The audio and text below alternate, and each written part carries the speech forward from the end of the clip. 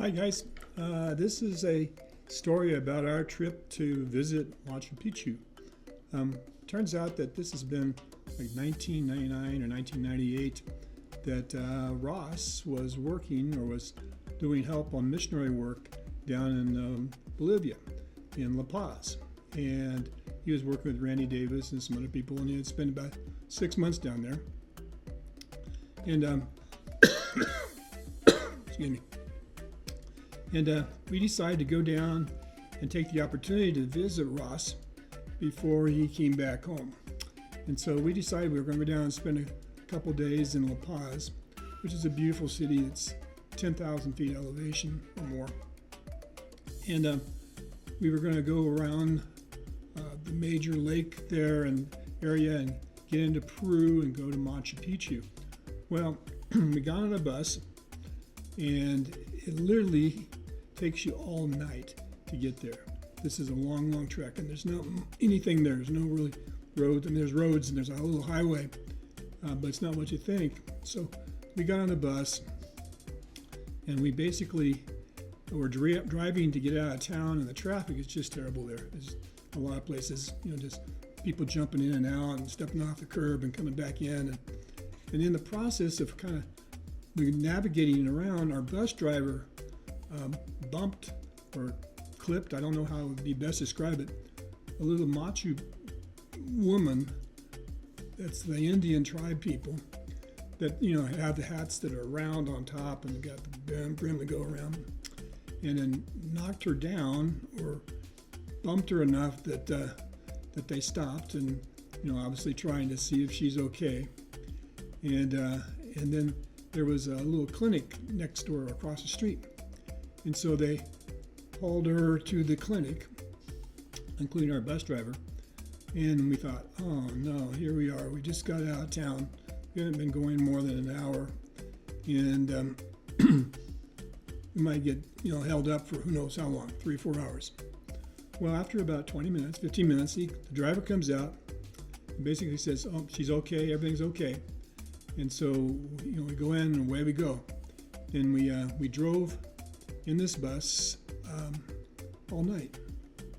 And the bus didn't have heat, so it was very, very cold going over. And then just about daybreak, just barely, we were coming up around this lake, and I can't remember the name of the lake, but it was the tallest lake, I think, in the world, large body of water.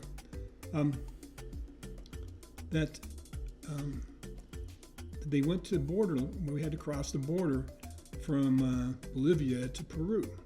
And normally it's not a big deal, but this is a different place. And there's just like one little guard shack. There's a few people that were vendoring, selling little snacks and stuff, but that was just about what was there.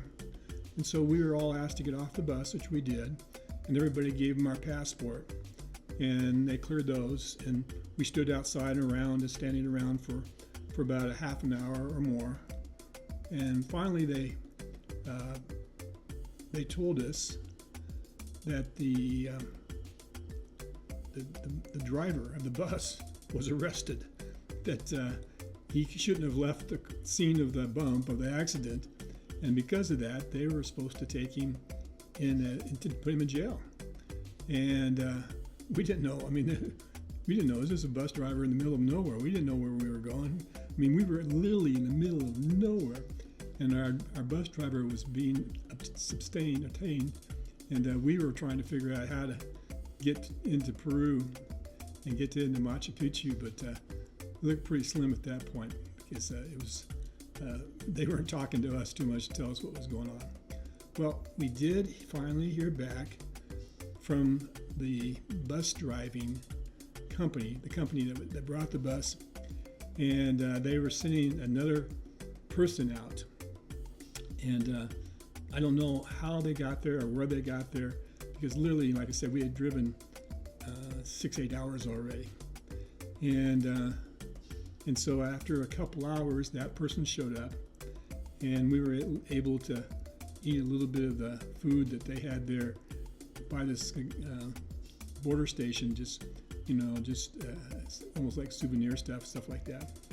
And they finally let us get through, and we drove the rest of the way up to where the base of Machu Picchu is.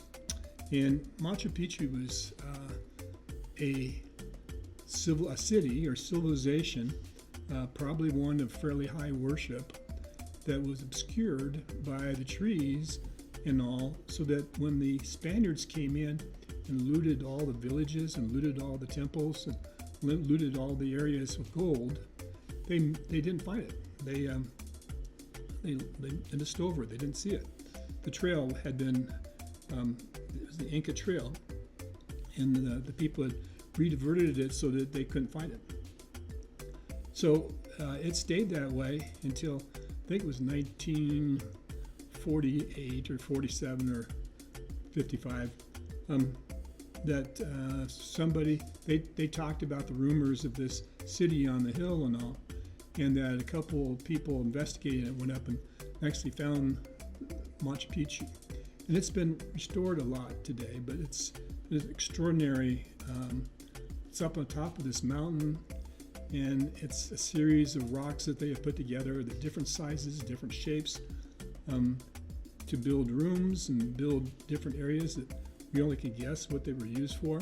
There was area that was behind it that was terraced, so there was raising some crops, but not enough to support any kind of activity in that, in that city that we could see, whatever. Interesting, the blocks again, extremely heavy blocks, granite. Be impossible for anybody to move. So how these things got located and cut and moved, and a lot of times we saw that they just incorporate some of the blocks into their wall. In other cases, they would have rock stacked on top of rock, and not only were they so closely finished that you could not push in a dollar bill and push it through there. It would be too tight to let you even blow air through it at all. And how they did that, we have no ideas. In fact, we were told that they weren't just flat, but they had built waves in that rock to resist earthquakes, because there's quite a few earthquakes in that area. And a normal flat surface would disjoin, whereas with these rocks, they would set and not move around as much. So anyway, we toured Machu Picchu, enjoyed that, and finally found our way back home and back to Bolivia, and there was probably some exciting stories there too, but we're in good shape for now. Thanks, guys.